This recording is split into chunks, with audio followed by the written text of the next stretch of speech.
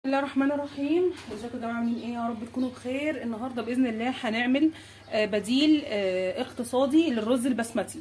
طبعا الناس كتير مننا بتحاول ان هي تعمل رجيم او تخس، وطبعا الرز البسمتي معروف ان هو سعراته اقل من الرز العادي، فبالتالي دكاتره الرجيم بيكتبوه. النهارده باذن الله هنعمل البديل بتاعه بطريقه اقتصاديه. وما تنسوش لو شفتوا الفيديو واستفدتوا منه بقى اللايك الجميل والاشتراك في القناه وتفعيل الجرس على الكل عشان يوصل لكم كل جديد. ويلا نصلي على النبي ونقول سبحان الله كده وبحمده سبحان الله العظيم. حاجه كده معايا بصله بديها كده تحميره في شويه سمنه على زيت، تمام. واحنا كنا عملنا السمنه يا جماعه البلدي من كوبايتين زيت. هسيب لكم الرابط بتاع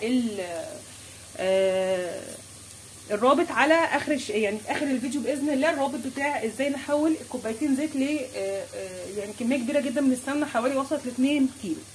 ياخد لون حلو وننزل بيه شويه توم كده، ننزل بشويه توم مطحونين صغيرين كده، حاجه بسيطه زي ما حضراتكم كده شايفين، لحد ما التوم تطلع ريحته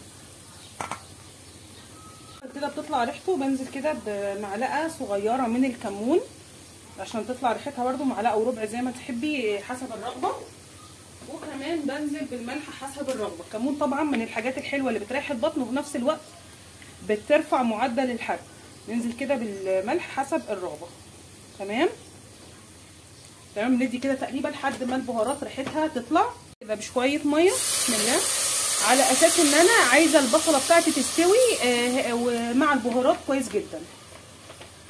البصله بتستوي معايا، بجيب بقى معايا البديل اللي احنا محضرينه اللي هو الرز على العدس يا جماعه، النص بالنص، بيبقى غاسلينه كويس جدا ومصفينه.